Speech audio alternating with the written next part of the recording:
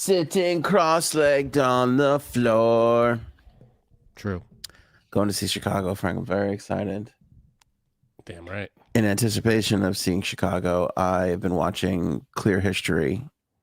Yes. On repeat. It's so that's good. That's the only way to prepare for Chicago. How much do you like him? She blew Chicago. The band or the city? The band. 250624. It's a great movie. Well, you don't see Wolf Blitzer start his breaking news broadcast like this, but we do. Breaking news. We got a Russian coup on our hands. We're going to discuss that. Plus, what happened to the OceanGate Titan, the tragedy there. We'll give you a recount of the final hours. Probably a couple things you didn't know, you may have missed. And Hamish's son-in-law or stepson. A lot more on that cat. Oh, really? My goodness. Oh, my goodness. God. The amount of stuff coming out on him now. Great. Insane. We got Zuckerberg versus Elon Musk in a cage match. What are we doing anymore? Andy Cohen throws his hat in the ring for Wheel of Fortune. And we got a review of The Flash. The Flash. That, my friends, is a podcast. Peace out.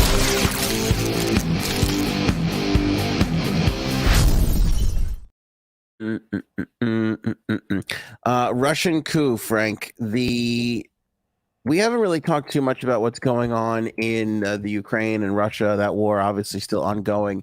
Interesting fact, Uncle Jamie, husband of Uncle Glory Hole, in the Ukraine right now as we speak. What? Yeah. Yep. Why? Work. Yeah, Uncle Jamie's like a big international artist type guy, and sure, but he's over there on a peaceful art mission as we speak right now. What? Bringing artful joy to the people of Kiev. Is it Kiev? Yeah, but aren't they like? I mean, those paintings are nice, but we're trying to fight a. What do we? I thought it was too early for him too. Like I know, like his whole crew. God bless him. That sounds. I mean, yeah, more than I'm doing. No, he's big time. He was at the Oscars. He was at the Pyramids recently. What is going on with Uncle Jamie? And now Uncle Jamie is in Kiev. I would have waited another couple of months to put him in there, but he's there right now. Does he get a helmet like a news guy? He's got a person. What does that mean? Like he had a person bring him to Kiev. Isn't Kiev like a major hotspot for lots of stuff going down? Yeah. There he is. All right, I'll be brave. He's being brave. He's very brave. I wouldn't fucking shuts me up. I wouldn't even go to Italy right now, and I think that's 6 or 7 countries away. You're a wuss. Oh my! The thing fell here. But lots of stuff going on over there, and we haven't really talked about it much. I'll tell you the single sole reason we're talking about this one is because just a couple of moments ago, somebody high up in the U.S. military gave a quote to CNN and said, and I quote, "This is very serious." It's kind of breaking too right now across Twitter. So, okay, here's what's happening. Wagner is this like mercenary outfit that the Russian government has been using, right, in the war. Okay. They are now turning around, and Yevgeny Prigozhin, who is the Wagner mercenary leader, is accusing the Russian military of shelling his fighters and said his group would stop the, quote, evil of Moscow's military leadership. Just in the last few moments, the Wagner regime, if you will, has like kind of done a 180, turned around, and is heading towards the Russian city of Rostov, with, I believe, the idea that they would continue on and eventually get to Moscow.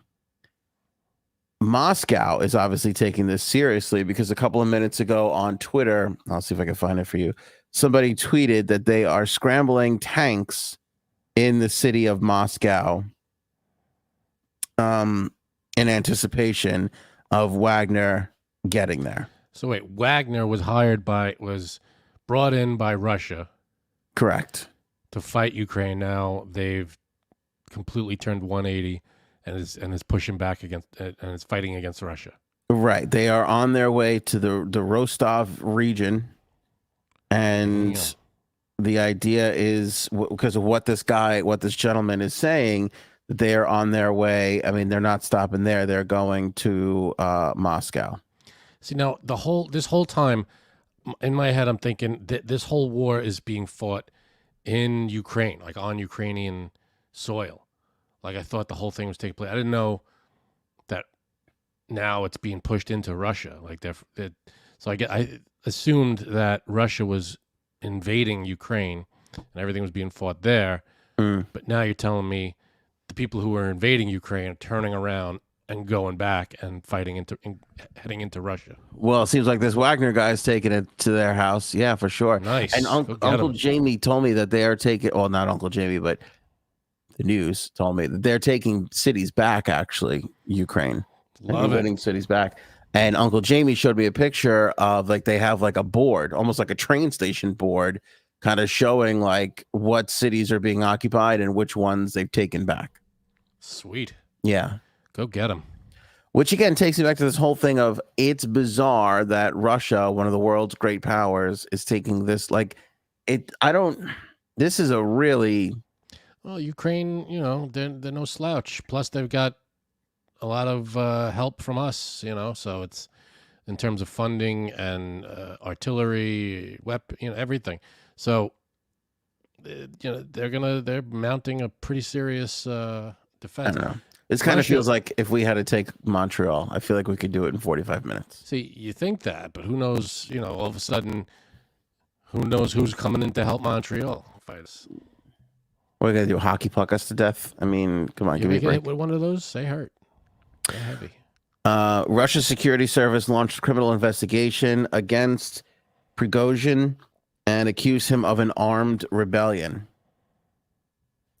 It comes amidst unconfirmed reports that Russian border guards reportedly not stopping a column of Wagner fighters moving through a checkpoint in Novoshakhtinsk from Milan to Minsk. Right.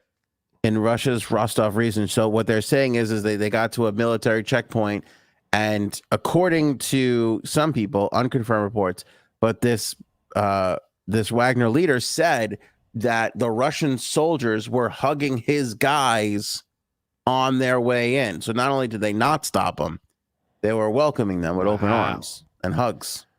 Yeah, see what Paul's saying. If Rostov is true, it's a good sign that Wagner will take out Putin. Maybe if he gets all the way to Moscow, who knows what's going to happen? I'm not sure, but he's got to be hiding or in some kind of bunker once that happens. Flown out of there or something. But Putin's got to be crapping himself right now. Russian government official told the Moscow Times that dozens of aircraft with special forces troops on board have flown towards Rostov. In his latest audio message, Yevgeny Prigozhin, the leader of the mercenary Wagner group, said his troops are entering Rostov. Quote, "We crossed the state border in all places. The border guards came out to meet and hugged our fighters. We are entering Rostov. We don't fight children. Shogi kills children. He put 18-year-old boys against us. These guys will live and go back to their mothers, but we will destroy everything that gets in the way." Damn. The White House is monitoring the situation involving Russia and the Wagner force and will be consulting with allies and partners on developments. National Security Council spokesman Adam Hodge said moments ago, U.S. officials are closely watching, and one source told CNN, "This is real." That's crazy. I mean, now you got to. The question, I don't know if everybody asked. I'm sure it was asked at one point, but what is the Ukrainian goal? Obviously, they were being attacked, so their immediate goal was defense and to stave off the Russian invasion. But then what? Do they push into Russia, and do they try to overthrow Russia, or do they just try to push them back and stop them, and then go, all right, We pushed you back. Now we're going to go about our business. Like what? How does this end? Well, it's an interesting point. I don't know if they would, because you also have China, who's been backing Russia in a lot of ways, financially, with trade and all that. I don't know if China would take that as an offensive thing if the Ukraine went over. In fact, the best course of action for everybody involved is exactly what looks like starting to happen right now. You have one of theirs turning on them. Then Ukraine can't even be blamed. Ukraine, yeah, exactly. And it's one of those things where, again, if you're the U.S. or the Allies or the Ukraine, you do a little, if you trust this Wagner guy, do a little whoopsie daisy, leave a couple of tanks and weapons on the side of the road with the keys in them. Right. So now Paul is saying Ukraine only wants their territory back. I get that. They do. But when does it stop? Like, when does Russia stop invading them? I mean, they get the territory back, but then do they just rebuild their forces and try again? I mean, when does it stop? Alicia, Uncle Jamie 007. He might be a an American spy. I'm not quite sure. He could be. Hey, if he knows what he's doing, good for him. God bless. I just told you what the White House said. They're keeping an eye on it. The source also told CNN that the U.S. understands that Prigozhin's comments are more than just rhetoric. Right. Putin is being given regular updates on the unfolding tensions between the mercenary group and the defense ministry, according to the Kremlin. Kremlin spokesperson Dmitry Peskov said, quote, security services, law enforcement agencies, namely the defense ministry, the FSB, the interior ministry, the National Guard, are reporting to the president constantly around the clock. Vladimir Putin has been informed by the Russian prosecutor general of an attempted Wagner mercenary group to stage an armed insurrection. The Kremlin announced just moments ago. The prosecutor general of the Russian Federation, Igor Krasnov, reported to Putin that the initiation of a criminal case in connection with an attempt to organize an armed rebellion is underway. In a statement, Russian security service, the FSB, said Prigozhin's statements and actions are in fact a call to start an armed civil conflict on the territory of the Russian Federation and stab in the back the Russian servicemen fighting pro-fascist Ukrainian forces, end quote. A Russian official has become one of the few to publicly express concern over the attempted coup. Mikhail Razvaziev, the Kremlin-installed governor of Sevastopol in Russian-occupied Crimea, wrote on Telegram, quote, like many of you now, I am not sleeping, updating the news feed. Any conflict is bad. A conflict of this level is extremely bad. Well, it's been bad in Ukraine. I mean, it's always been bad for the last 2 years. Or how long has this been going? I feel like it's been a little over a year. A little over a year. It was right. It started beginning of last year. It's been bad in Ukraine. Now that it's dipping into Russia a little bit, now it's, this might not be good. Well, yeah, they're fighting back. That's good news, though, for people who want this to stop. Yeah, I mean, maybe it'll force Putin to some kind of treaty or something, because it's got to stop, and it either stops when one country takes over the other, or they reach some kind of agreement. I think that's how it goes, right? Yeah. And what other way could it end? Bam! A fucking bullet rips your head off. That's how it ends. You give a fuck what kind of pants the son of a bitch who shot you was wearing? That's how this coup should end, with a fucking bullet right through that asshole's face. Well, we'll see. Problem with these coups is, who knows? I mean, I'm sure we're going to learn. You said the problem with coups. The problem with a coup is it took me a second. We don't know who this Wagner guy really is. I'm sure we'll learn more about him, but out with the old and in with the new. Sometimes the old boss what's that Who song? Meet the new boss, same as the old boss. The hell are you talking about? I'm talking about, like, if this Prigozhin if this Prigozhin leads a coup against Russia and takes down Putin, how do we know that this Prigozhin isn't an even worse piece of shit? I hear you. Well, maybe that's not the objective.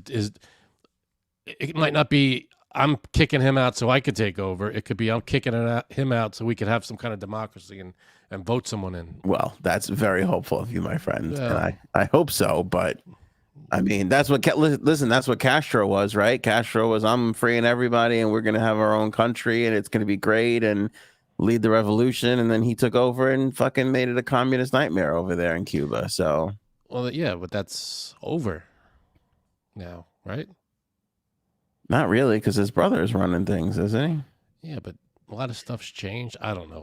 All I know is that fuck Trump. But God bless Obama. Finally opened things up so we could get a decent fucking cigar in this country. And then that piece of orange shit turned it off, and now I can't get a good fucking Cuban cigar anymore. It's another reason Trump sucks. I'm gonna tell you. I'm gonna tell you. You're not gonna like this, but it's the main reason why I don't like. You don't smoke cigars. You can't understand what it's like. Cigars are awful. Oh, they're great. How? They're so disgusting. The smell. I used to go. All right, in high school, when we went to high school, I used to carpool with someone whose uncle would drive us to school. I'd be sitting in the back seat.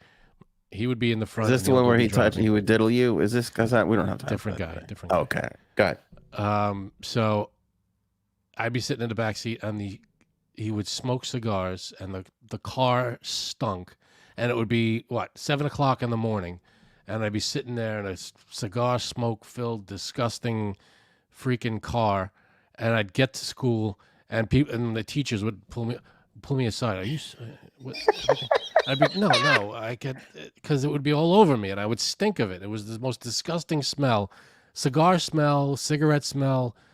I will never, as long as I live, understand the allure people have over these things. I get that they're addictive, but how do you even? I mean, it's the Pulp Fiction line: "Sewer rat may taste like pumpkin pie," but I'd never know because I'd never eat the filthy one. Cigars and cigarettes may be addictive, but I'm not going to find out because they're disgusting. They stink. Who the fuck were you driving with? That uncle smoked a cigar in the who smokes a cigar in the morning? I don't know. Either that or it was the car stunk of it. He wasn't smoking it at that moment, but the car stunk. I'm gonna tell you something else too. Smoking a cigar in a car is kind of a savage thing to do. That's not really the place for a cigar. Yeah, hotbox a bunch of teenagers in the car. Was sitting there like, I had my literally every morning, winter or not, I had my head out the window. That's brutal. It was the worst. That is brutal. Yeah, it was like a half-hour car ride. You could ask my wife. I don't think I've ever smoked it. Like, I will only have a cigar outside. Because that smell is unbearable after you're done smoking a cigar. Well, yeah. Think about it how everybody else feels. Yeah. While you're smoking the cigar. I do. That's why I do it away from a lot of people. I don't really. So what is how does it smell any different while you're smoking it? It's just more enjoyable. I don't know. It's just, it's not though. It's gross. I can understand. I can almost understand when people get like the cigars that smell like, like strawberries or whatever the hell, the chocolate. Anything like that. Those are the worst. At least there's an effort there that it smells like something, this just smells like dog shit that you lit on fire. It's disgusting. I don't understand cigars. I don't get it. I agree. Cause like when I wake up the next day, like the shirt I wore while smoking the cigar, I can't smell it. It drives me crazy. Yeah. That's what everybody else is smelling when you smoke a cigar. Yeah. But it is nice. Shirt smell. It's nice to be the one who's smoking it, but I wouldn't do it in a car that people would have to smell it. I like how the teachers was like, Frank, is there anything you want to tell us? I'm like, I'm. Can you picture me as a teenager smoking a cigar? Your mom's getting calls. He's doing well in school, but we're a little concerned he's smoking before he gets here. I would look like baby Herman from Who Framed Roger Rabbit if I was smoking a cigar. It just doesn't match up. I wouldn't look like this. If you saw me as a teenager, I did not look like a cigar smoker. You don't look like a cigar guy. No, not at all. That same uncle had a gambling problem. I don't even know who you're talking about. I just know he owed money to bookies. I just know it. It's possible. There's no way you're smoking in a cigar. Did you sit on a seat or were you sitting on a stack of racing forms? Like, be honest. You dick. I didn't have my head inside the car long enough to look around. I was Ace Venturaing it the whole way. That fucking guy dropped you guys off and went right over to Aqueduct Racetrack to fucking start his day. Maybe. Hey. Did he have a fedora? He may have had a fedora, but he had enough to buy cigars. You know, maybe he cleaned up at these things. Good point. All right, Frank, listen, much like CNN and Fox News and MSNBC, we'll be monitoring this situation as we go. Good. Don't trust mainstream media when it comes to your Russian coup reporting. Yeah, when you want to know all about coups, you come to AOA. That's gonna make it into the promo. Trailer. Chop it up. Chop it up. Clip it. Yeah, but it's kind of I want to it's kind of trending all over Twitter. National Guard. Yeah, here, look at. I'll put this up for the screen for the people. Lots of troops and national. Here's the National Guard people. There you go, Frank. Put that up. Let me open this. There you go. Look at the trucks right there. Yep. Lining up. That's in credit to.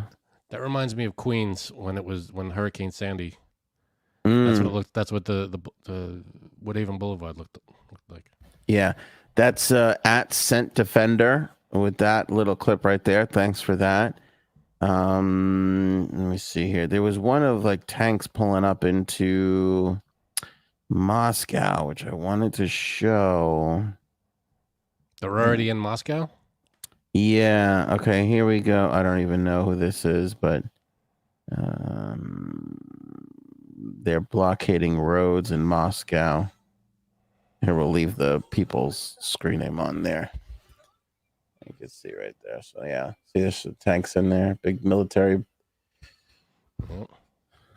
things. Going on in.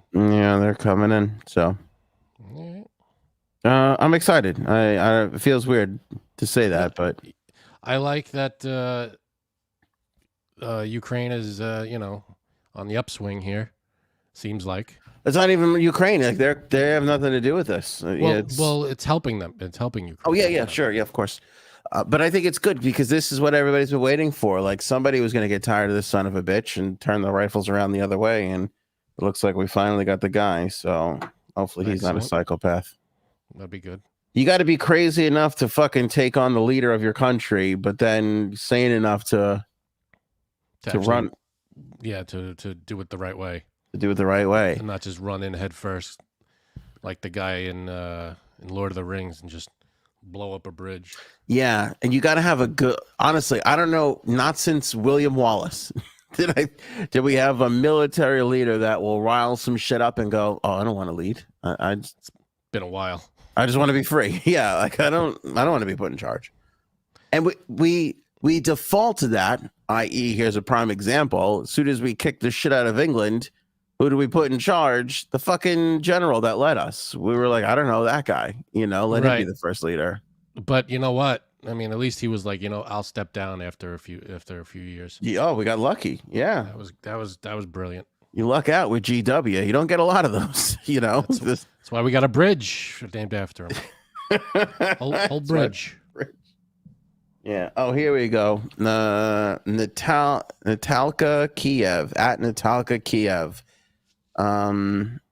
This is armored vehicles in Moscow. I don't know if you can see.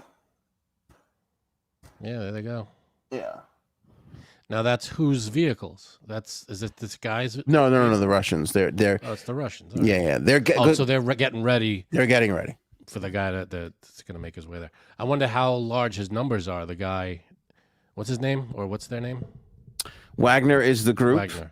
And the gentleman's name is Prigozhin. His last name is Prigozhin. I wonder how many he's got. How big of a force he's got. Yevgeny Prigozhin. Well, I mean, again, talk about the sincerity, the seriousness that the U.S. Navy Army person said, but that's just that them mobilizing shit is an example of how serious they're taking this. Yeah, absolutely. They're not. Yeah, if they were like, fuck this guy, you wouldn't see all these tanks and stuff.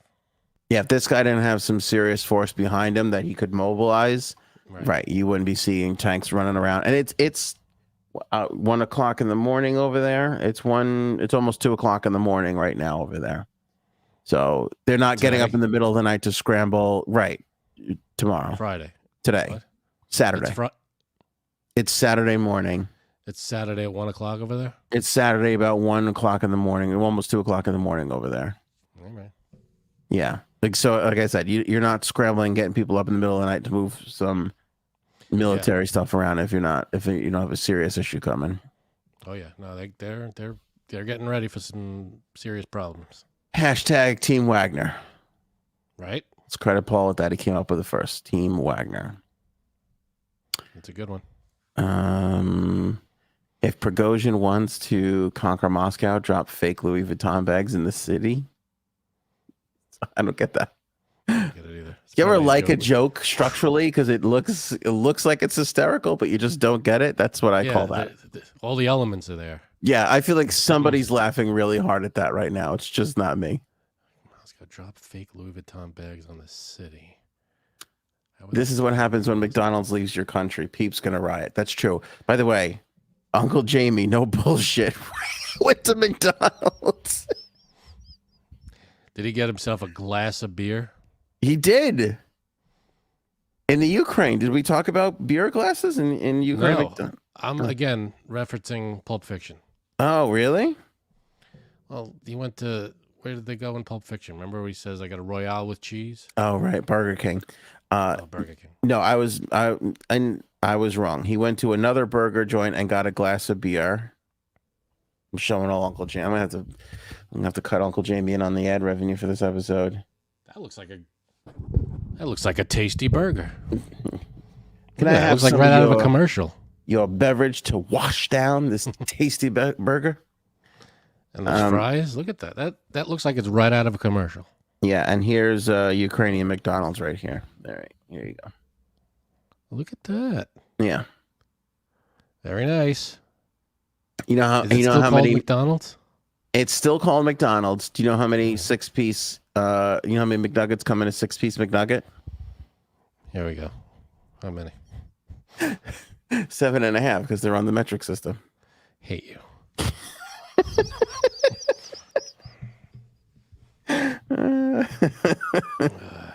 Yeah.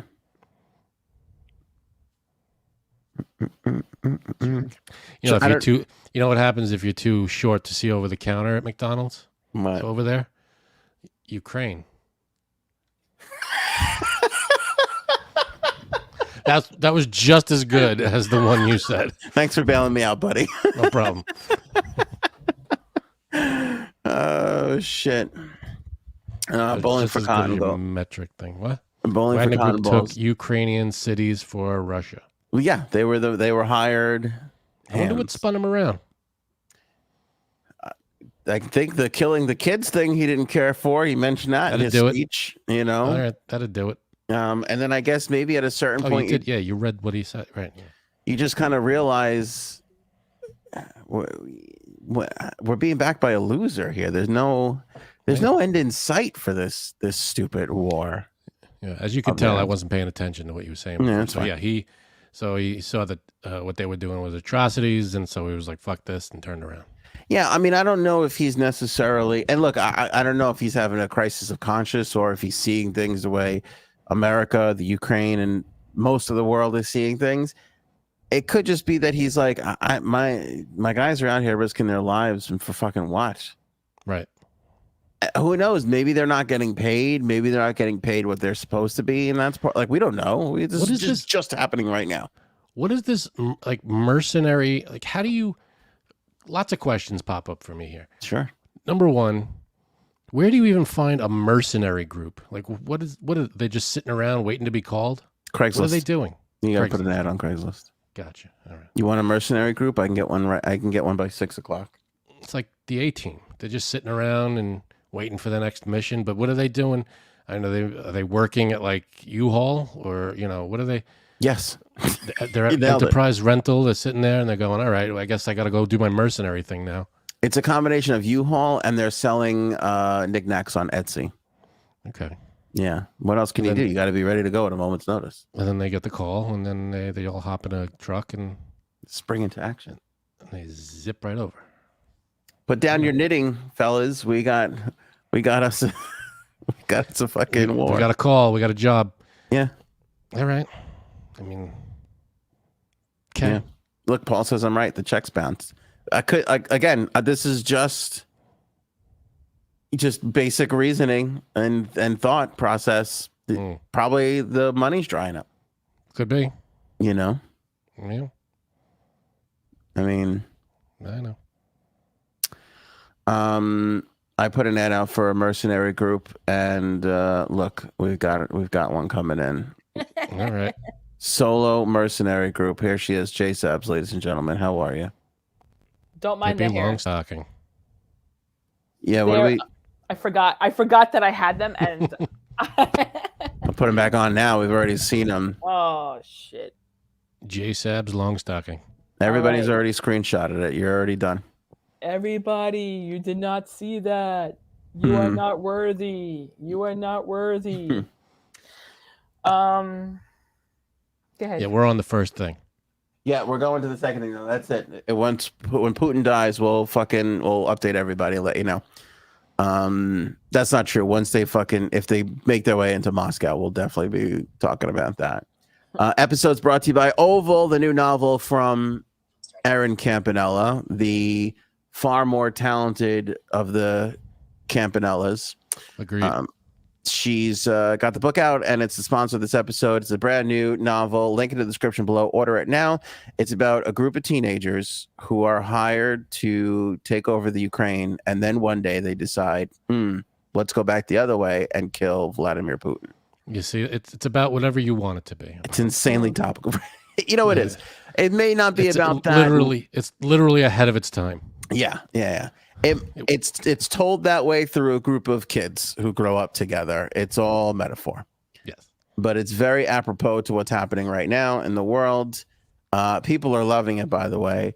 Reviews are coming in that are insanely good. One said the other day, the book is so much better than the podcast, which was hurtful, but accurate. A lot of truth behind it. More thought it was put into this book than the podcast. That I can guarantee. One page has more thought ever put into the podcast, at least from my side. Yeah, this page, the page with all the legal mumbo jumbo that nobody ever knows what the hell it says. Gotta be there. Has more thought than this podcast. Order now. You can get the hardcover, which I have right here, or you can get a Kindle version. Link in the description below. It's available on Amazon. Order all around today. the world too. We got people. I think Oceani over in Australia. She ordered her copy. Got her copy. That's reading nice. it. Yeah, they're reading it over in Ireland and Scotland.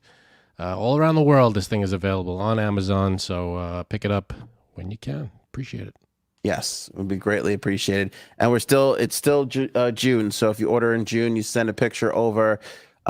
Send a picture of your receipt over to mdchmedia@gmail.com. We'll include a handwritten thank you note and a limited edition AOA book club sticker, which will be nice.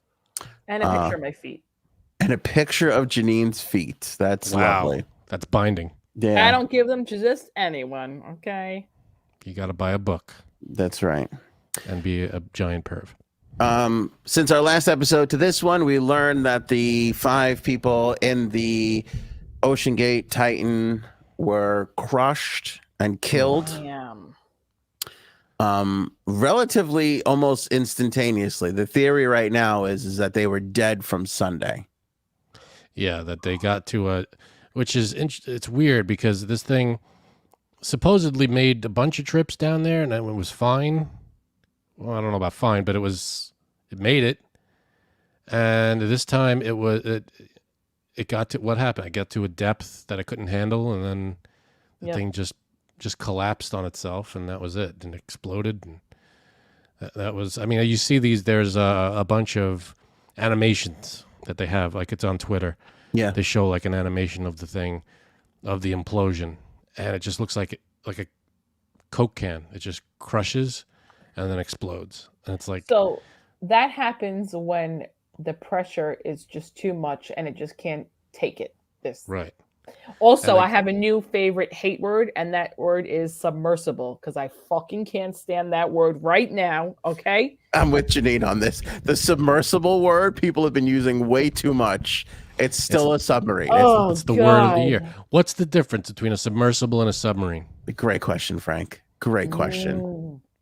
I think this technically, I think if you're a douchebag who builds it in your backyard, they don't want to call that a submarine, so they've come up with the term submersible. I don't think they want the word marine associated with it. Yeah, exactly. Good call. Too much of a good call. Armed forces kind of thing. God, Janine, I'm so with you. On day one, I was kind of like, submersible? Is that really? I can't stand this word. Yep. Yeah, and everything's a submersible. Yeah. And now it's been day 5 and I've heard that word so much. I feel like I've almost been more tortured than the victims' families. Too soon. Felt like it. Yeah. Janine's on TikTok more than you, Frank, right? How many times, Janine, have you seen the fucking Coke can on the stove experiment? Oh, I have not seen that. You haven't? I've seen like 30 of these now. So what people are doing to illustrate what happened to the thing is they're holding tongs. Thankfully, no idiot has decided to hold it with his fingers just yet. But with tongs, they're holding a empty can of soda over a stove, over just the flame. Nothing, no, just right over the flame. And then if you take that, so you heat it all up. Then if you take that and you turn it over and you put it in a thing of cold water, it instantaneously just implodes. Ooh. And so that's another example. I've seen that so many times that I actually saw somebody do it with a 55-gallon drum. They heated up a 55-gallon drum, not recently, but it's like you could tell somebody reposted it. And they took the drum and they put it in a kid's pool, and then they sprayed it with cold water, and the 55-gallon drum imploded. Jeez. Well, it happened because of the water pressure, correct? Like it could not take that. Right. So they simulated the pressure by heating. Raising the heat. Okay. Yeah. But the thing is, also it didn't only just collapse on itself. It also exploded too because of the oxygen tanks. Like there was compressed gas on this thing as well, right? That's I'm only basing that on the animations that I've seen of, they actually show it's a computer animation. They show the ship being, going lower and lower into the ocean. It just collapses and then explodes. The thing is, it should have had something else in it, not just pure oxygen. They said that if they would have had another substance in it, it would have lasted longer. I don't know this. I don't remember what nitrogen, because the oxygen we breathe on Earth is not mostly oxygen; it's mostly nitrogen. Yes. Whatever it is that they should have had also with it, it was just, I guess they said, too pure, if that makes sense. Yeah. Oh, like the too pure of oxygen. Yeah. It's probably oxygen. It's just pure oxygen, and which is not what we breathe out here. I think the atmosphere that we breathe, it's like 20% oxygen, like 70% nitrogen, and a bunch of other shit. So there's a expert out there, Ofer Ketter, Ofer Ketter. He's a longtime submersible specialist. Sorry. He's a co-founder of a private sub company called Submerge, and he's been going around giving interviews, and he basically said that the vessel collapsed so violently inward under the immense pressure of the sea, it would have turned the submarine into dust. And that checks out because they only found like little pieces and parts of it. Really? Yeah, he said in a quote to the New York Post, "To me, it makes absolute sense that the pressure chamber where the passengers are sitting in did not withstand the pressure because of the material that it was built on. And that is exactly what imploded and turned to dust. Everything else was either made of titanium or perhaps other steels that survived, and that's what was found. He added that it would have happened in a millisecond, if not quicker. So they did not. We were sitting here speculating the weirdness. They're just lying there. What's going to happen? They were probably dead in a millisecond. Yeah. So before they even knew what was going on, it was over. Yeah. Now James Cameron gave an interview, and what he was saying is the whole thing was built. It's what's that material when you mash a bunch of material together. The word will come to me. But basically, that's what the hull was made out of, and he's saying that that's flawed from the get-go because you make it out of titanium. You make it out of one solid piece of material. Yeah, one solid piece. What is it? Polycarbonate, something or other. Thank you. When you start combining pieces together, you create areas of weakness. Makes sense. And that's where they went wrong on this thing. And by the way, it's done it before. Like, what was different from? I guess it was just the stress over doing it so many times. Was that? Here's what happened, and maybe the most tragic thing of all of this is that Frank's brother was right before anybody else knew, which pains me greatly. Well, but your brother said it before it came out. They wandered into an area where they weren't supposed to be. They went farther down than where they were supposed to be, and that was it. That was the end of it. They went further down than the Titanic. Did you think they went? Supposedly, yeah. Supposedly, they lost because they lost communication and they lost track of them. Right. And the theory right now is they found themselves in an area where the pressure was far too much, and that's it. That's what happened. I told you what happened when I was in the Bahamas once, right? And that guy, there's a certain term for it. It's like when you scuba dive and you go down, you go too fast. What is it? The bends? Yeah, the bends. Is that it? Where you get sick? Yeah, he died. And that could happen. He was go ahead. No, go ahead. So we had seen like three guys and they were like scuba diving right. The house was right on the beach. So a little bit to the left of the house was like some coral. And I guess they were diving right there. And we had seen them like a few times and then we didn't see them. And then one of my friends on the island was like, did you hear about what happened to one of the guys scuba diving? And I'm like, the ones that were in the backyard? And she's like, I think so. She said one of them, he went down too fast and he died. The pressure was too much for him. So he just like it's too much for your lungs. Of course, I went down this rabbit hole yesterday. And exactly what happened. It kind of like freezes your lungs and you can't even breathe. So he died, which is really sad. So they had to like fly his body back to California. Yeah. Yeah. It's when the pressure changes in your body so fast that bubbles form in your bloodstream of certain gases, nitrogen, that it fucks you up and it could kill you. Well, Jimmy Coco Pop pointed that out. So they would mix helium in there, prevents nitrogen buildup or the bends. Jimmy Coco Pop, thank you. Jimmy Coco Pop.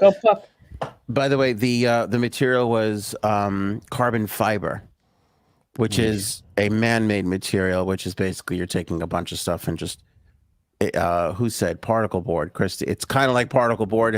Particle board's not real wood, right? You know what I mean? It's kind of like that. This carbon fiber of man-made stuff just mushed together, and that's not going to be the sturdiest thing as opposed to one solid piece. Titanium is your best bet, but one solid piece is preferred. And the experts are saying that this hasn't been tested over time or pressure tested in extreme depths to see if it could hold up. Let me ask you, you think they're going to find the bodies?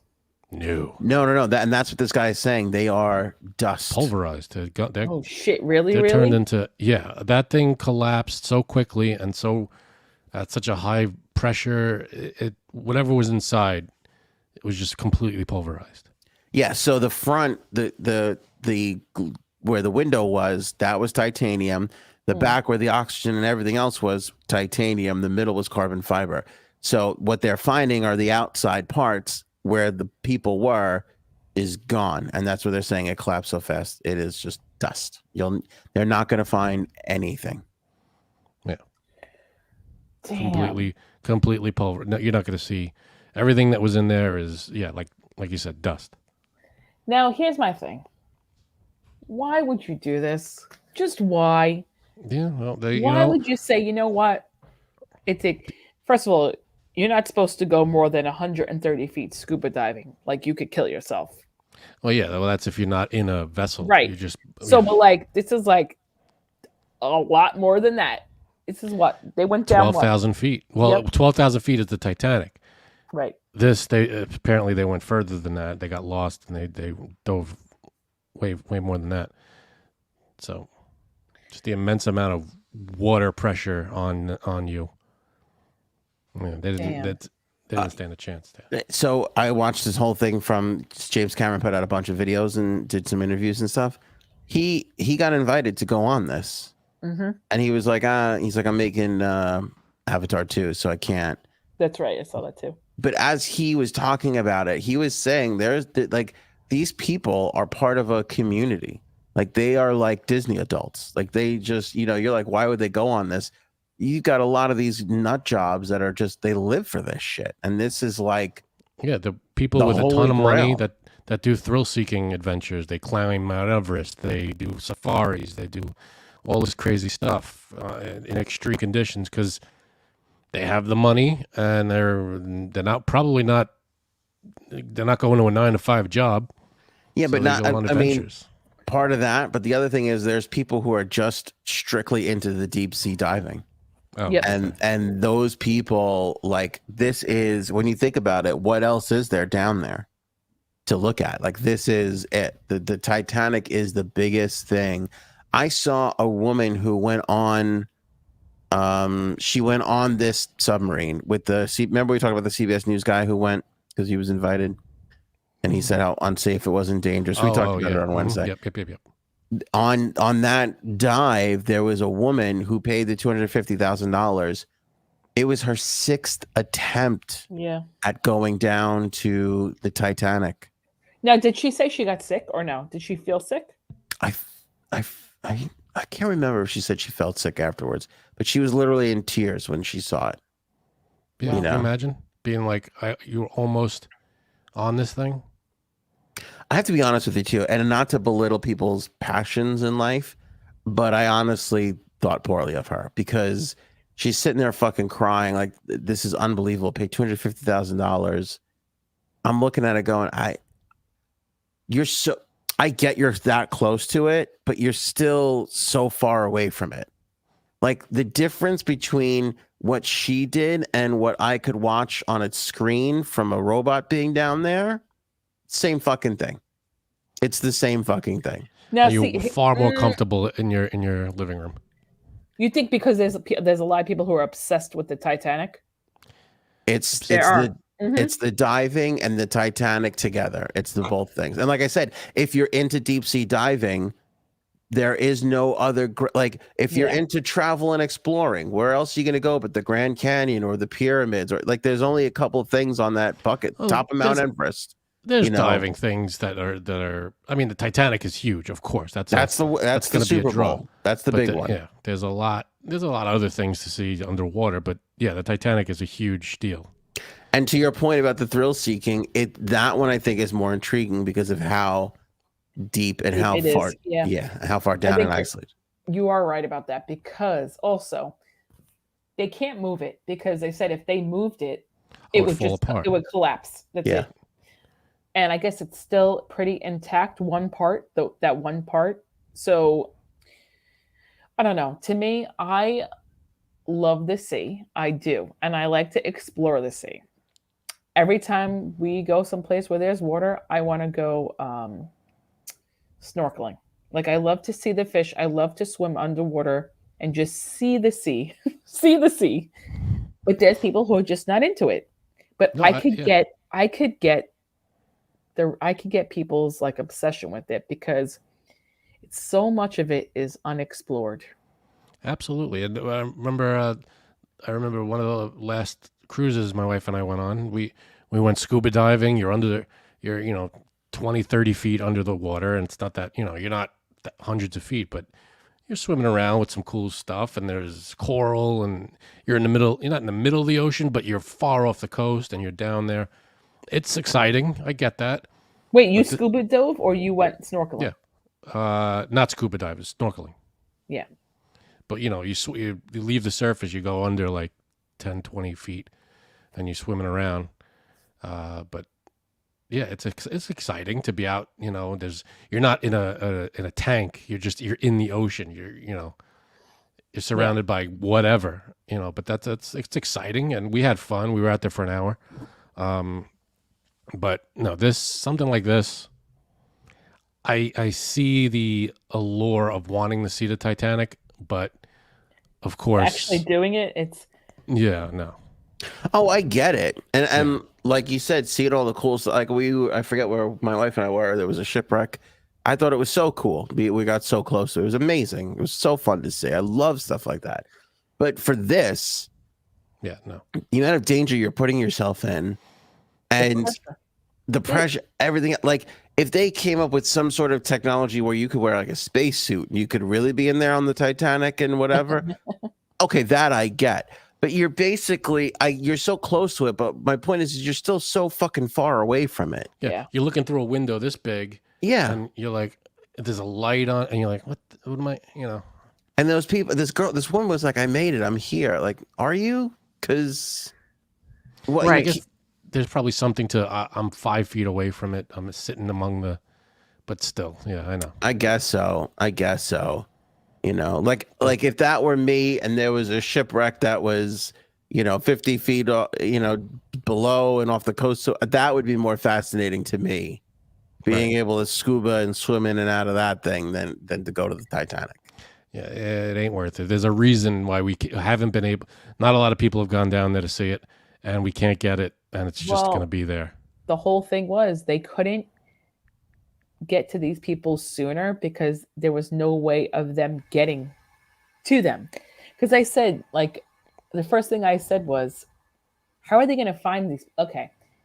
How are they going to get to these people? What device are they going to get in to make themselves get to these people? And they don't really have anything. Well, there was really one, right? We talked about this on Wednesday. There was one rover that could go down there that could have a cable attached to it. There was one U.S. naval ship that could pull something like that up. Okay, yeah. If they got it done, those things only got there late on Wednesday. Well, I was going to say they're not there. They're not right there. So right, yeah, you got to get them there. Get them there from wherever.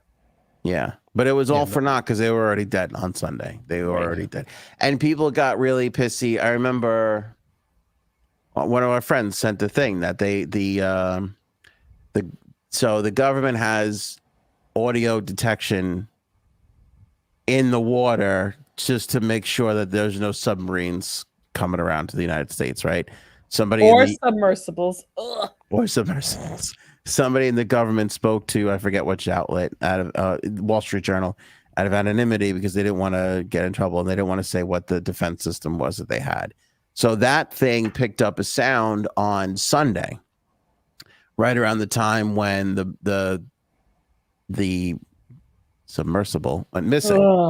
Uh-huh. And so the Navy kind of knew that this was like a no-go.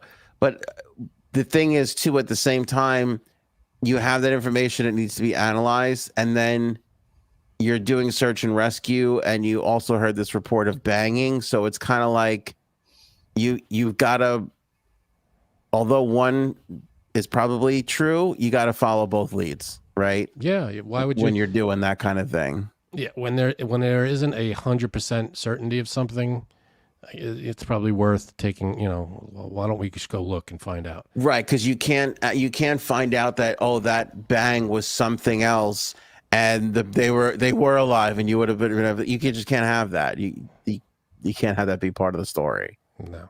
You got to do all you can to figure it out. And it wasn't until they saw the debris from the actual vessel that they were like, okay, then that that bang definitely was it, and that's why we really? Yeah. can't find it, and that's how this all wound up happening. Or like our friend said, they just wanted the memes to keep going for a while, which was a good theory if you ask me. I don't know. I mean, yeah. Because the memes have slowed down, although they have gotten a little bit more brutal. I saw one that said the orcas ordered 5 guys. Oh shit. Oh, The orca whales, because they say they're brutal. messed up. They ordered 5 guys. messed up. That one That's felt fucked weird.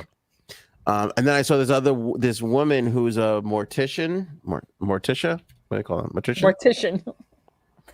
And she was saying how their bodies are just gone, nothing. You'll never see those people again.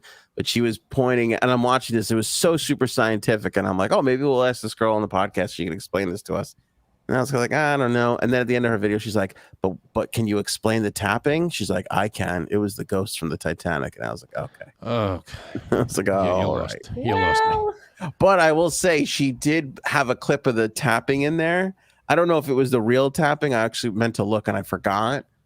It felt like It sounded like a ghost tapping. it was ghostish tapping. It was. Because you've heard ghost tapping before, and this was very close. I know it sounds crazy to say, but it had like the rhythm of a haunt. It was a haunting tap. It was really quite bizarre. It was quite You scary. need a haunting tap. It's so fucking true. I know it sounds crazy, but it's true. No, but I mean the thing with that is like it could have been just 2 pieces of debris knocking up against each other. It could be a bunch of different things. Exactly. The ocean is filled with shit. It's just stuff clanging around. And there's currents moving shit all the time. Yeah. Last thing on the OceanGate there is Hamish. What's his fucking name? Hamish Something. Hannibal Buress. The stepson. Right. So Cardi B, there's a laundry list of shit on this kid. Oh yeah, I know. We'll start with Cardi B, who called this guy out, and then he responded by doing like a Instagram live. And here's what he had to say. Oh god. I just want you to hear how he sounds. Believe it or not, I have about $100 to my name. I can't go out to the ocean. I have a legal situation keeping me here as well. I can't get on a flight. I don't have a passport. I was sitting here yesterday watching the news for 2 days straight. I go to a Blink-182 show because they have a ticket. It wasn't like I was having super fun. It wasn't like I was celebrating, having a great time. I was kind of just listening to some of my all-time favorite songs, kind of like nodding my head and just trying to get off the phone for like maybe like 2 hours or so and come right back into the drama. The submarine is stuck at the damn Titanic. There's nothing I can do for the situation at all. So that's the truth. Spalding. Yikes. fucking guy. So I heard that Cardi B, like she goes, people are saying, well, what is he supposed to do? What is he supposed to do? He can't do it. What is he supposed to sit there and be, sit there by the TV and with his family? Yes. She goes, yes, that's what you're supposed to do. You're supposed to sit there and wait for news and not do anything. And that's what it is. I don't know, man. Blink-182 tickets were really expensive. And who knows when they're going to tour again? Right. That's true. It's a once in a lifetime thing. There's That definitely going to be is. more people dying down there at the Titanic site. And well, he knows about once in a lifetime things. So, he's like, well, my father got to do a once in a lifetime thing. My favorite part is the beginning. This is my favorite I have part. about $100 to my name. I can't go out to the ocean. I have a legal situation keeping me here as well. What is that about? You can't go to the ocean because you have a legal situation? The fuck is that? That sounds weird. So there's got to be some kind of probation thing where he can't leave the country. And he has $100 to his name. Yeah, okay. Which feels weird. Okay, so what is it? This dude, he's been arrested, I think, numerous times. Oh, so there you go. It's probation. You can't leave the country, and going into international waters qualifies. It does. Yeah, it does. It does qualify for sure. But he was arrested in June of 2021, charged with online stalking and accused of allegedly posting threatening tweets to women in the rave community. There's a rave community? There's a rave community. He was also like banned from a California minor league hockey team because he was like harassing the cheerleaders or some shit. There were cheerleaders at a hockey team? No. At a hockey game? A minor league hockey team. Oh God. Still. Yeah, this guy, he is Spalding extraordinaire, this fucking guy. How old is this guy? I don't even know. But did you hear how he sounded? He just sounded like a crazy fucking lunatic. Yeah, he doesn't sound all together there. Yeah. But you know what, though? He just found out. I don't know. Was this before or after he found out it was all over? Right. This was like Wednesday-ish. All right. Wednesday or Thursday. Yeah. He put that out because there was so much backlash on the Blink-182 thing. Well, let's not forget the OnlyFans post as well. I don't know how he justified that. There was so much backlash on that, and even when Cardi B called him out, he felt the need to defend his honor online. Yep. Oh, good. Speak to the people. I bet it worked. Yeah, it seems like it did just fine. Yeah. Mike Zuckerberg versus Elon Musk. Zuck versus Musk. What the hell? What is this? Why are we doing this?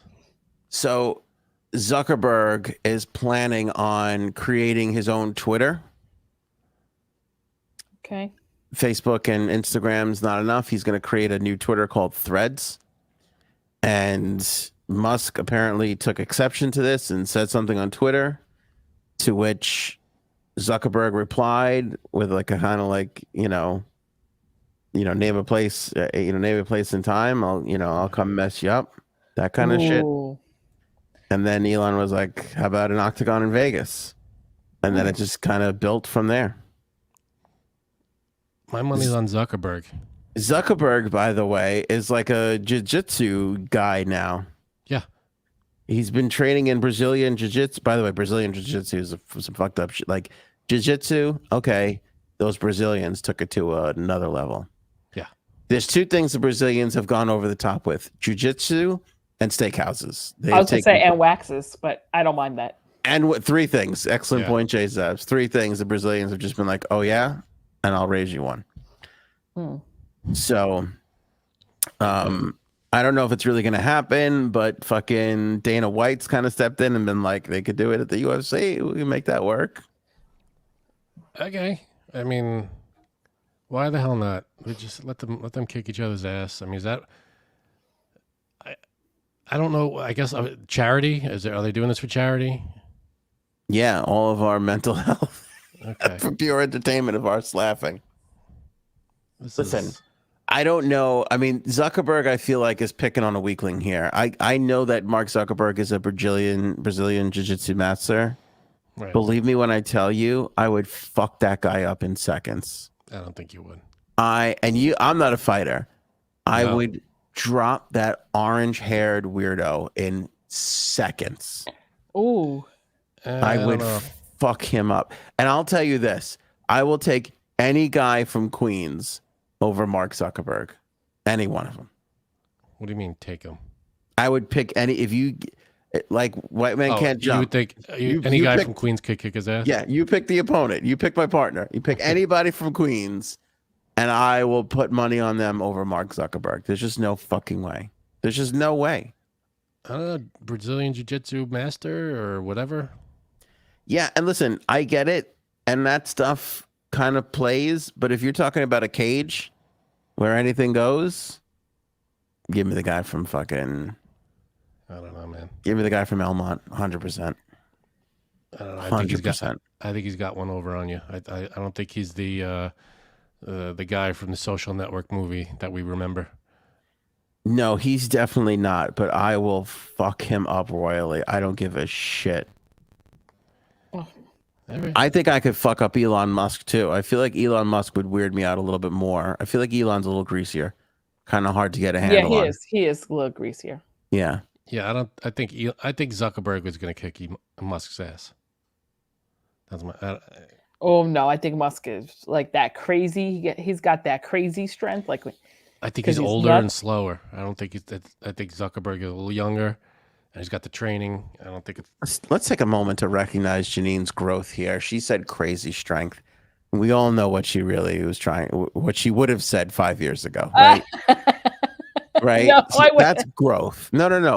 I want to applaud you because that's What would growth. she would have? What would she have said?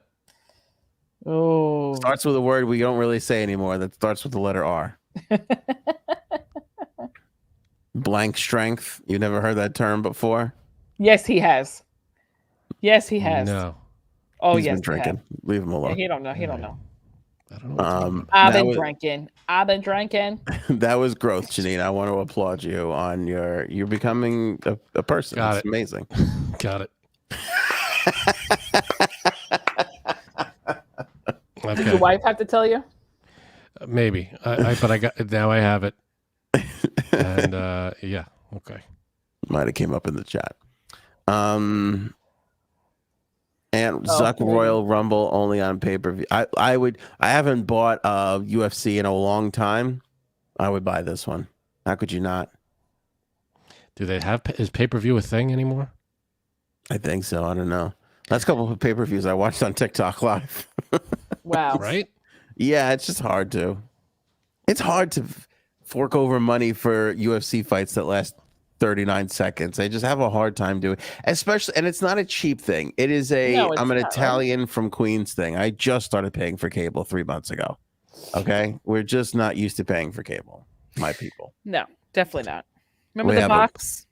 We You have know a cousin who knows a guy who has a weird, mysterious box that he takes out of the back of his fucking 68 Coupe de Ville, and he fucking plugs it in your That's house. it. Right. You hope it don't burn the place down. Right. Yeah. I hear you. Yeah, that's the truth. We just don't play for cable. All right, Andy that's it. Cohen. What? All right, Andy Cohen has put his name in the hat for Wheel of Fortune. I feel like everybody's name is in the hat. No, why Andy Cohen? Why is he so special? It's such a sweet gig, like because Andy Cohen's got it made, and I give Andy Cohen all the credit in the world. Like Andy Cohen was a nobody TV programmer, and he took that fucking Bravo channel, which was showing like supermarket sweep. Mm. I think it used to have opera on it. Yeah, opera, and not new episodes of Supermarket Sweep, but reruns of Supermarket Sweep. And he Good. fucking took that channel and he made it into an absolute He juggernaut. did, right? He did. And then he went, I know what this channel needs, me. And he put himself on the channel and he had the biggest show on the fucking channel, still does. He's his own boss. Nobody tells him what to do. He makes a shit ton of money. He's in the ultimate control. Dream career for anybody who's ever wanted to be in television or host. And I know, that he's smart. guy is like, I'd give it all up to go host Wheel of Fortune. Like that's It how is a sweet gig. the Wheel of Fortune gig is. You work for 3 months. Yeah. You're on all year, and you get paid a gajillion dollars. And I think the only thing I could think of is Andy Cohen could still get in trouble, right? Like he's his own boss, he's in charge.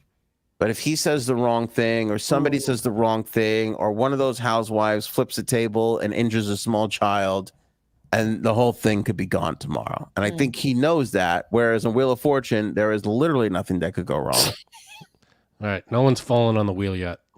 No one's falling on the wheel. And it's all pre-taped, so they could edit out any issues that may arise. Right. Mm-hmm. And it's like 20 mil a year. So it's like, you know, even he's like, that would be, he did an interview with Us Weekly and he was like, that would be a dream job. It would be an absolute dream job. And I would love to do it. That's what he What said. about is I heard rumors that Vanna's going too. Is that true? So right now the leaders are Vanna, Pat Sajak's daughter, who does the social for Wheel of Fortune. Patricia Sajak. Yeah, and then like a bunch of people's names are just rolling around. But Andy Cohen is the first one who I've heard be like outstandingly like, yes, I would love to do. I mean, that's no accident. I'd love to. Why they should call one of us? We'd do it. Andy Cohen. What does he got that we don't have? No, he'd be great. He would be great. All right. He'd have some he'd get the housewives on there, spin the wheel. Oh, They'd be flipping the wheel and shit like that. right. There's Celebrity Wheel of Fortunes, and they do that. You'd be in the middle of the show and he'd be like, Melissa, how did you feel about Connie taking that E away from you That's true. Ooh. the way she did? Oh, yeah. And she'd be like, Some that drama. fucking bitch, I'll kill her. They should bring back the old. Remember the old Wheel of Fortune where they used to have like a display of prizes? Where Wait, they I used to like- have to just pick from. What about Jack has like a real good idea. Jack me off. J Sabs for letter flipper. She can abuse contestants who guess wrong. Absolutely. Oh my god, I would love that job. See, I'd that be was like, good. contestants? really? I'd be like, really? An F? Where the fuck do you think it's gonna go? That you see, if we could bring a little edge to the show, you think they're gonna edge it up, or is it gonna be the same vanilla? No, vanilla. They will not mess with that whatsoever. Yeah. Although it would be fun to have an R-rated version of that show on like a pay-per-view or Like or a an Howard, HBO. What if Right. Howard Stern hosted it? Oof. that would be interesting. I think he would be good at it. He would try to do it his way though, and he wouldn't keep it, so. He vanilla. spoofs a lot of things though, and I feel like people just want to see The game. the game. Yeah. Right.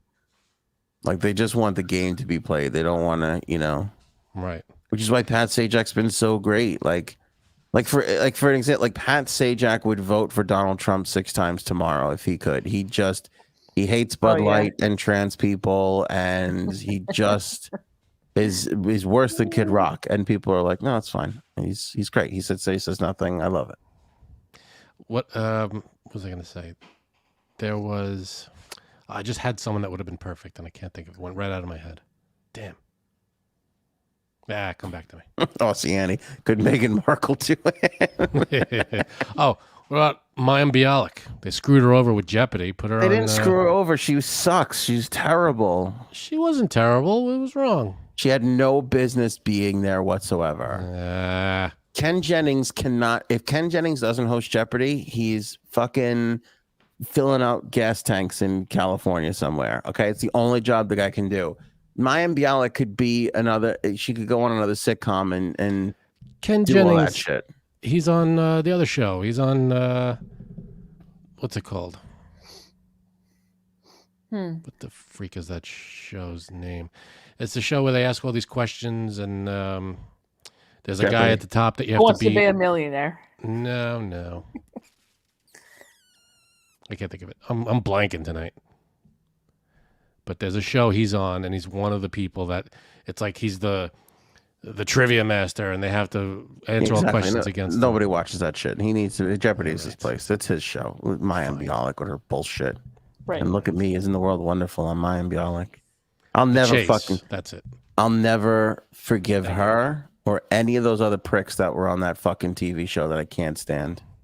Oh, What is it? The friggin' Big Bang Theory? Oh, the worst fucking hate that show. bullshit show ever. Well, you hate all the stuff that's involved in that show. Like you hate the sci-fi things, the nerd stuff, all that stuff is not up your alley. I cannot. And Sheldon's the worst one, and they gave that prick a fucking spinoff. Yeah, I know. I fucking Well, they didn't give hate him that show. they gave his character a spinoff. He's not in it. I hate that show. All right. I like Vladimir Putin more than I fucking hate that show. That's a bold statement, Kyle. Yeah, Let's see that's if how it much I pays hate off. that show. That is how much I hate that show. All right. Flash review. Well, J Sabs, did you see The Flash? no. I didn't even know what the hell this was. I'll be honest. I had no idea. Oh my god, it's a Do movie. you follow any of the Batman, Superman things, the No. movies? Okay. We're gonna do spoilers here, so if you don't want this to be Oh, spoiled, maybe I should go then. Oh, what a shame. you No. can tune out. Yeah, maybe you should go. I'm kidding. Oh. I thought you liked the superhero stuff. I though. do, but I don't want to listen to it just in case we do watch it Okay. because you know who I live with. So Do I have before we do The Flash? Is there any weird shit that we have to check in with you on, J Sabs? Have you been up to anything crazy or strange? no, I've just been busy because of the golf outing on Monday. That's right. Oh, we should say no show Monday, although we'll check in and do something from the golf outing that that Janine runs for that. What's that front that you call a charity? Right. Star Legacy Foundation. That's it. That's the That's one. the one. Yeah. Someone should Where- look into that one. Janine gets 80% off the top, and then Yeah. Someone should check out the books on that one. yeah, I would love, dude. I would love to get a look at those books. I really would. I really, really would. It's all a big write off for them. Yeah. Everything. They're the ones writing it off. Right. Write it off what? Now, Frank, you usually golf. You're not going to golf this time because you were like, "Fuck that bullshit." They're Right. taking everybody's money. Exactly. I was like, this is such bull. I don't believe that money's going where it should. So I'm out. But you'll be there for the dinner, right? We're all going to the dinner. I will be Yes. there afterwards. Yes. Couldn't make the golf outing, but I will be there for the whole thing after. So we'll do something for the dinner. That'll be nice. Oh boy. But we won't be back. What time is the dinner? Actually, what time is this whole thing? Cocktail hour starts at 5:30. And what time does it go till? Is it unlimited cocktails? Yes. Oh, maybe I'll get fucked up. What time Yeah. does it go till? Usually we're done by 9:30. No, we'll never make it back in time. Where is it? In Oh, can you say? yeah, I can say at it's in How far do I have to go? Syosset? Syosset? Yeah, it's not that far. That's not bad. You know, there's a lot of golf courses by me, like nice Hamptonsy ones. Yeah. Oh. Why don't you do it over here so it's Yeah, closer? they're probably way too much money. Mm.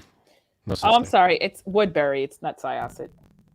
They're right next to each other. Yeah, exactly. That's not too bad, I guess. What's it, like a half hour from me? Yeah, I guess so. You could handle that.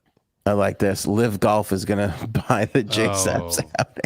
Is your golf outing backed by the Saudis? Because then I can't be a part of it. That's just Yeah, not what who's I'm backing into. this thing? I can't confirm or deny that. Jesus Christ. Son of a bitch. But you know what I do like to do is one of my favorite things is to ride around the golf course in the golf cart. And I like to scream "4" when people are about to shoot. That's That's good. hilarious. Whatever That's good. it's That, called. that encourages people to come back and do this again next year when the person running the thing is screwing with everybody. What time is the last golfer come in? I don't even know. Because this is what I want to do. I want to be just sitting there on the last hole and put a ball right next to the hole. And then when people come up, where's my ball? Be like, look how close you were to a hole in one right there. Like, holy shit! Look at that. Good for you, big dog. Knock that bad boy in, take a victory lap. You Just should be think- doing that because those fucks they'll be more inclined to donate during the auction. Yeah, they'll be all happy and celebrating. Yeah, they'll be high on life. Wait, giving them what? Whatever you want. Are you having I want to be politically correct here, an Asian American auction?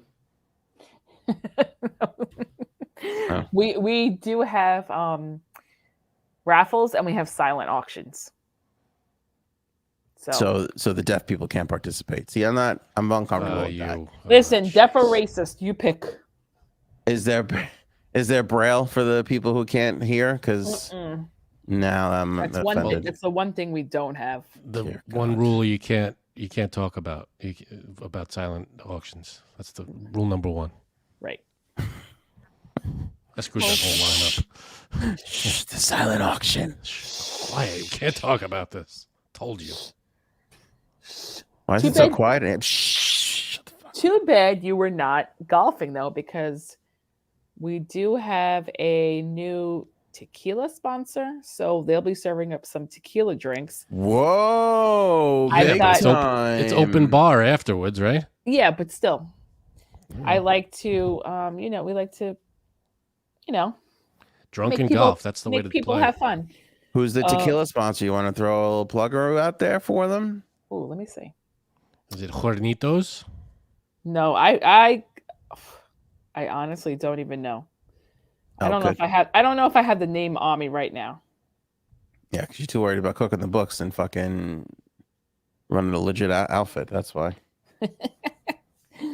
Oh God. Is it Jose Cuervo? No. Wow. It's someone Is new it? trying to get their, Patron? the name. Oh, new. Trying to get their name out there. Yeah. Good. Plus some craft beer that Nice. you like. Also a new. It's a ready-made Bloody Mary mix company. Oh, I know those guys. So they are giving us their stuff too. Yeah. Cool. Is it? I forget their name, but they're like all over the place on Long Island. Oh, Bill's or Johnny's or Owens or some shit. I like Also- Lisha's comment. She tried to write Tito's. what'd she write? Tits. It's a great name for tequila. You gotta love autocorrect. Is that Tito's vodka? No, it's Tits Tequila. It's even better. Whatever you want. Yeah. They're actually called Toma. What? Oma? Toma is the Bloody Mary mix. Toma? Oh no, I don't know who that is. Toma for the table. Toma and tits for the table. Jack me off with the $5 super chat. Appreciate that. Margaritas for Thank the you, table. Jack me off. We should, Frank. Can we get a picture of you at the dinner, just doing a little for the table? The table. You can take all the pictures you want. What the hell? That would be nice. That'd be nice if we could put that together. All Very right. good. We'll be there though. It'll be fun. Are there chicken fingers? Is there going to be chicken fingers? No. Jesus Christ. There will be Dots. Well, not for you guys, but Dots Pretzels did also donate pretzels. Are you For the fucking golfers. serious? Yes, they did. I called them up. I emailed them. You gotta throw a few bags on the side for us. I will never talk to you ever again. Why, you want some? Those are the best. I put here's Big Bang Theory Dots Pretzels. That's my fucking You don't hatred like them? right there. I hated them. You don't remember? No, I don't listen to you. Oh, they were terrible. They were awful. so good. Okay, to You're me, nuts. I told you I've been buying them since we tried them because I like them that much. I know. I can't believe it. They were good. Those Southwestern ones. Oh God, the Southwestern ones are like They're- orgasmic. They're insane. Can you throw a bag on the side for me, there, J Sebs? I think Dots Southwestern Pretzels is what it must taste like to lick Maya Bialik's asshole. That's what I fucking think. It's just an awful experience. Must be nice. You Right. just find yourself I going. wish my asshole tasted that good. That's how good they are.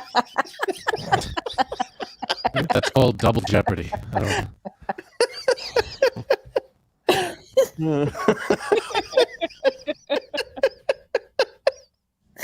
I wish You know- my you know- asshole tasted that good. Might be an all-time quote. You know what's funny? You know how like people get like, oh, I want my asshole to be this color. Wouldn't it be great if you can like get a flavor to your asshole? What people are saying? Who are you hanging out with? I mean, no one. What color? How many different colors? I want my ass to be this color. What colors? How many? Is there like a? You know when like people bleach their asshole? I guess, but what, I have heard of that. I haven't heard people discussing it. Like, yeah. what color would you like your asshole to be? So what do you got? I'd like Well- I need something summary. for the you summer. know. I decided to go with an even lighter asshole than I usually do. I'd like Go with my Brazilian wax. I'd like a peach color and also the Dots Southwestern flavor. Yeah, throw a asshole little flavor. Mrs. Dash in there while we're there, while we're exploring.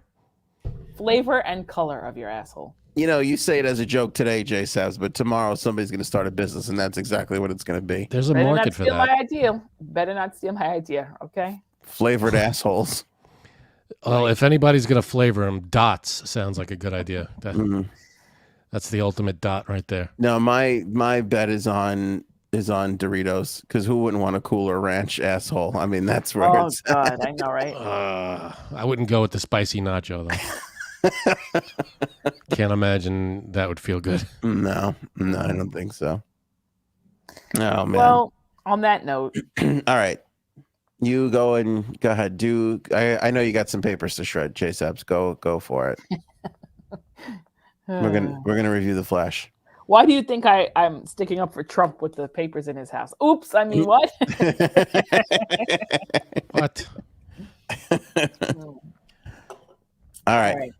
The Flash. Now the spoilers. Boy, I would hate if people tuned out when we said spoilers before and missed all that great asshole talk. Right? Yeah, that would be a shame. But no, this is what you're paying for when you become a member or support us. Yeah, this is what you get. Yeah, here's a tease. Kind of yeah, on Monday in the members area, we will put a photo of one of our assholes. Who's it's gonna be? You have to tune in and see. Guess that asshole.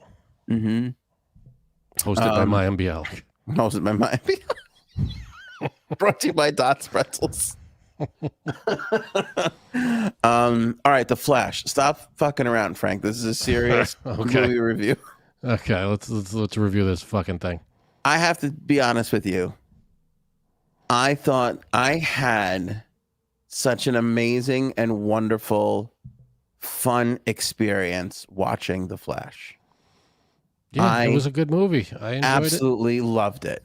You thought it was good? Yeah, I really liked it. It was a tad on the long side. Yep. Not that it dragged, but it was a little long where you were like, all right, we get what you're doing. Just jump ahead a bit. They could have had to explain literally 15, everything. 20 minutes off of it. I agree. Yeah. I agree. Yeah. But overall, entertaining. The cameos were amazing. There were, again, spoiler.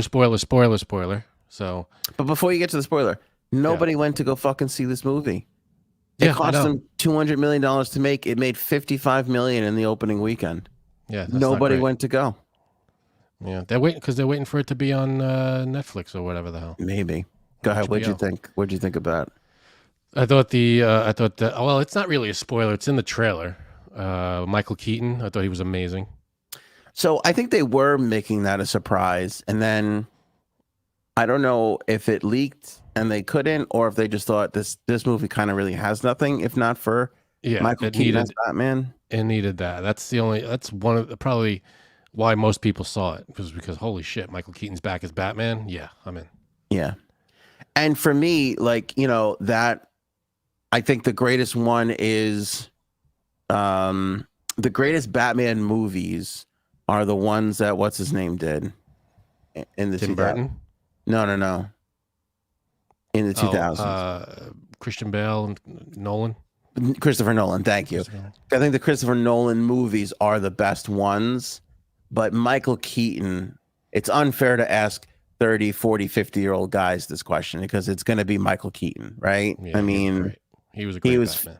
Phenomenal. Yeah.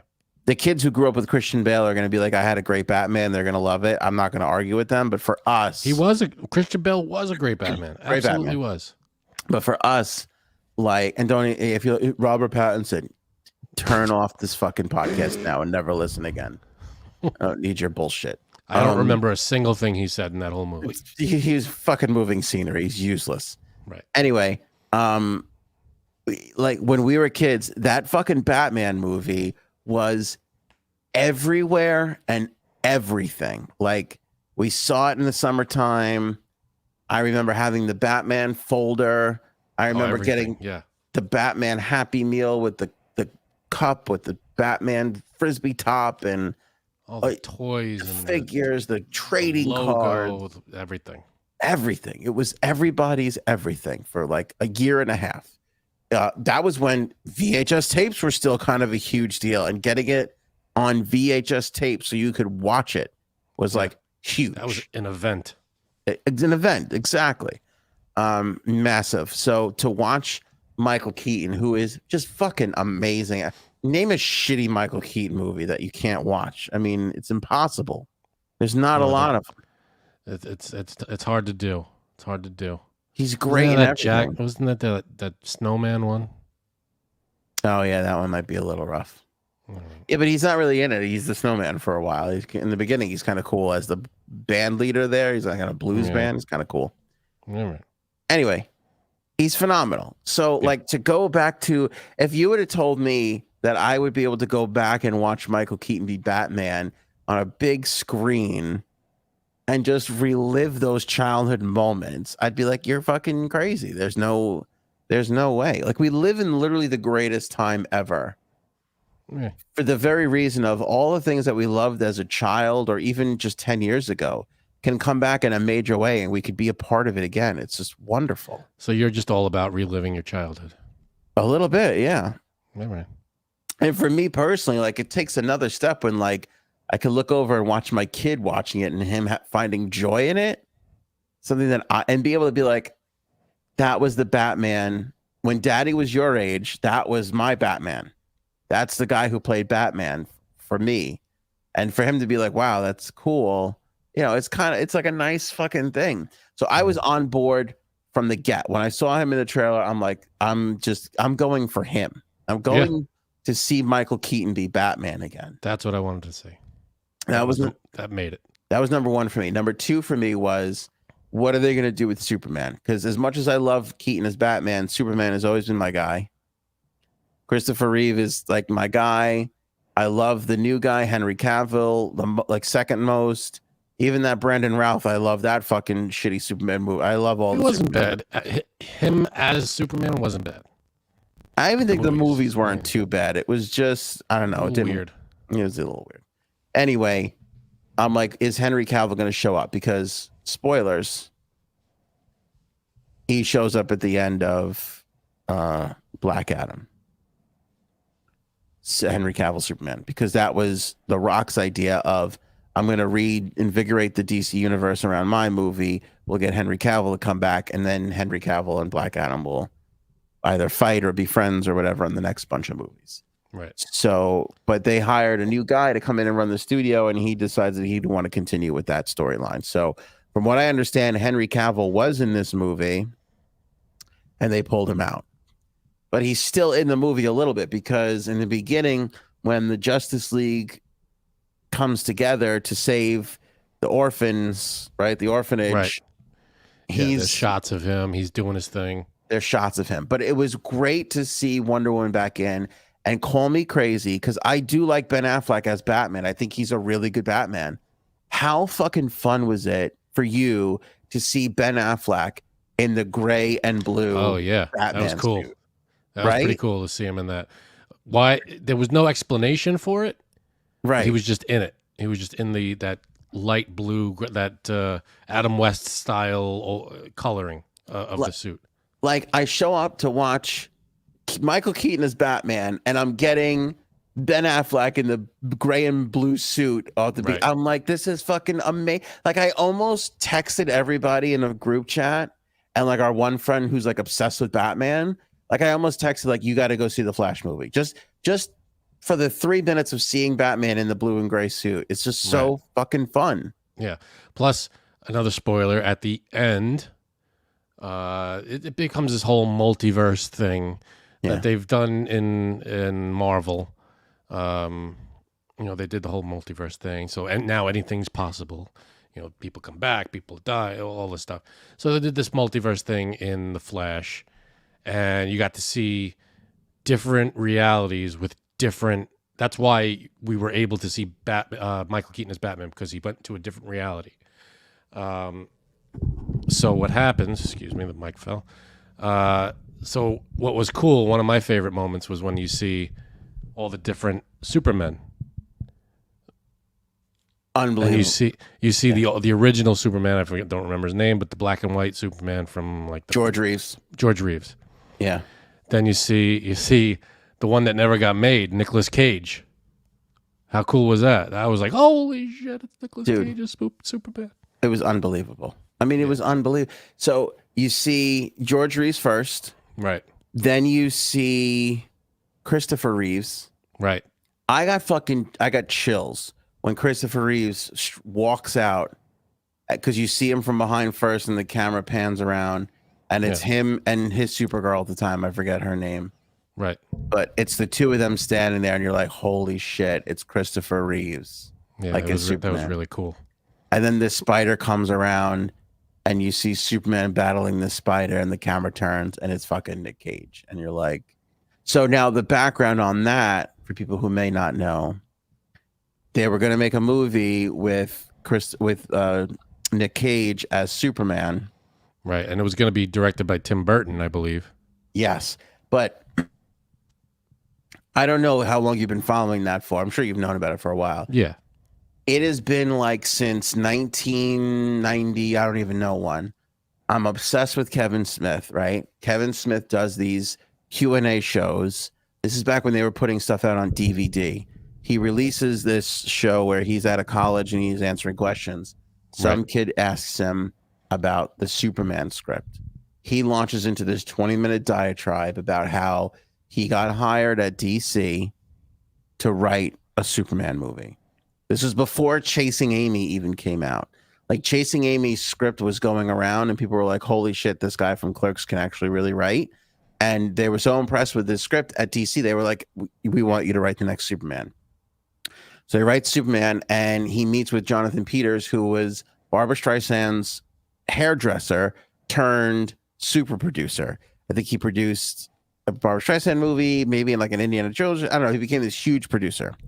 And so he meets with Kevin Smith. He's the producer of Superman. He tells Kevin Smith 3 things for this movie. I don't want to see him in that costume. I don't want to see him flying. And in the 3rd act, he has to battle a huge spider. So Kevin Smith is like, what the fuck? Like, What the hell is that? Are you for real? That's it. He goes, you're going to write the script. I want those 3 things. No costume, no flying. He's got to fight a spider in the 3rd act. What the hell is that? He had this whole reasoning. I'm trying to get through it quick because I know we got to wrap Yeah. up. So Kevin Smith goes, all right. He goes off and he writes this whole fucking script.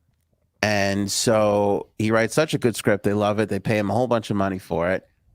They show the script around. Tim Burton decides, I want to direct this. And this is coming off of the 2 Batman. So he was like, I'll do Batman. I'll do Batman Returns. And then he was like, fuck this. I'm never doing superheroes again. But he loved the concept of this Superman movie so much and the script. He was like, I'm going to do it. Takes the project. He signs a deal for Final Cut, which means that he can rewrite the script. So thanks, Kevin Smith, for your time, but you're out. Like, so he's out and he's going to rewrite the script for himself. So Kevin Smith is like, that kind of sucks and whatever, but it was a weird experience, but it was fun. I got to do Superman and blah, blah, blah. Jonathan Peters gets fired off the thing and whatever. And he goes, it was a whole weird thing. He goes, until the next summer, I'm in the movie theater and I'm watching Will Smith in Wild Wild West, and it's the 3rd act, and out of nowhere in this old Western movie comes this giant spider out of nowhere, and he has to fight. So this fucking guy just took the idea and put it into Wild Wild West because he was a crazy producer who could do these nutty things. So since that moment, I've been holding on to this movie. And then there was this great guy. There's this website called Collider, and I forget the guy's name.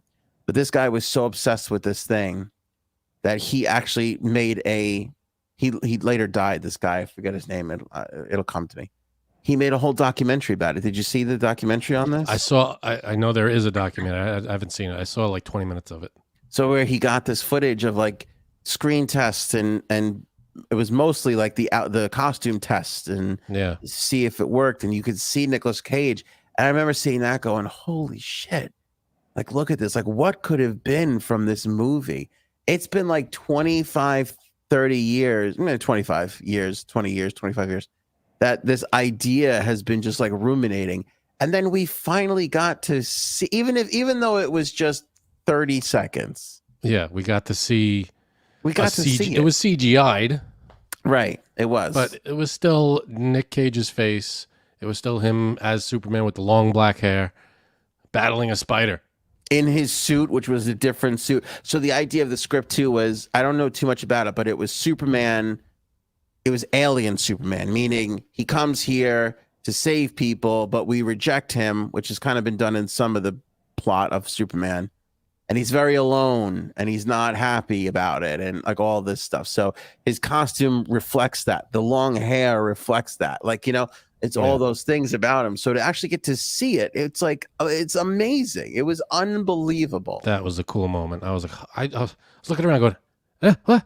Right? I was like, there it is. How did they do that? When the movie ended, I texted the group right away. When you guys said, I was like, oh my God. And I wanted to call you and talk about it, but I was like, we'll just save it for this because they got it.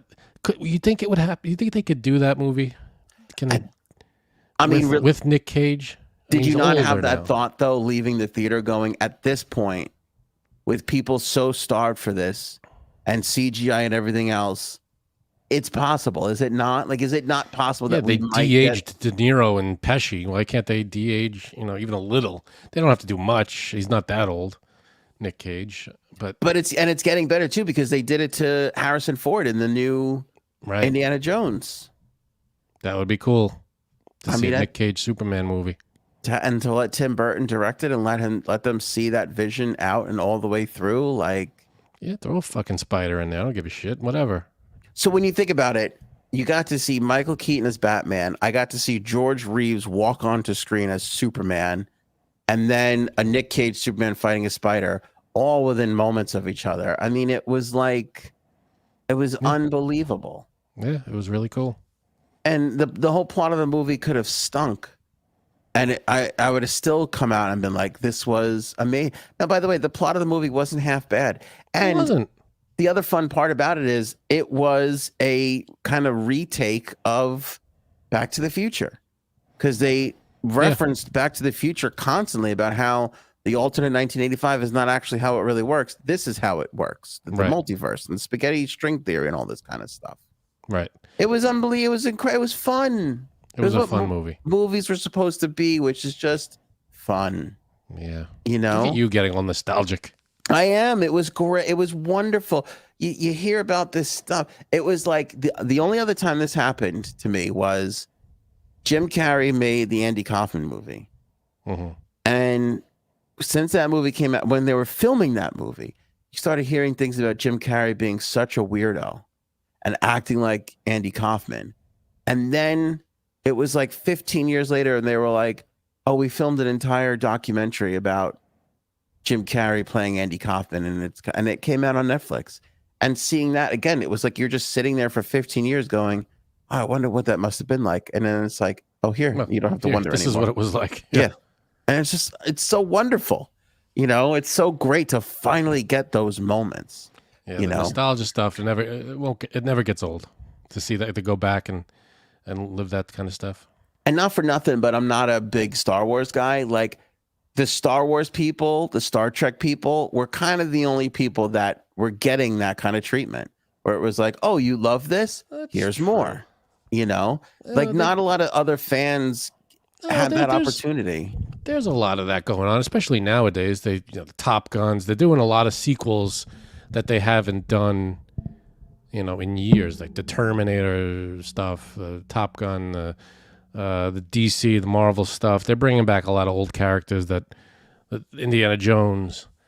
It was, but for me, like, when you're not into that kind of like the only other time I got kind of excited was like they're making a Dukes of Hazzard movie. I was like, cool, and then I saw it and I was like, well, shit, that was terrible. Well, get into Star Wars, you jerk. I wish I could. I try. I like it. I kind of still feel like I might really, get it. I'll tell you what.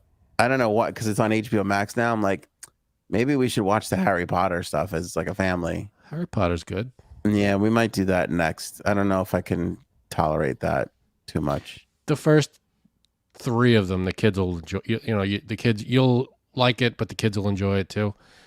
After that, it gets a little dark. Yeah, it gets a little heavy. But that's my thought on The Flash, is that it's outstanding. And okay, so here's the other thing. I don't know how you feel about this, but I'm on TikTok. I'm on YouTube a lot more than you, I think. Yeah. I'm watching other people's reviews, and they all feel the same way. And so I'm looking at this and I'm going, people want Henry Cavill back as Superman, and they want more Superman movies. People loved what they did with this project. Like, not for nothing, but the Flash stuff, him going back in time and seeing himself and the scenes, of the two of them and how they interact and how they play it all together and the jokes and the storyline.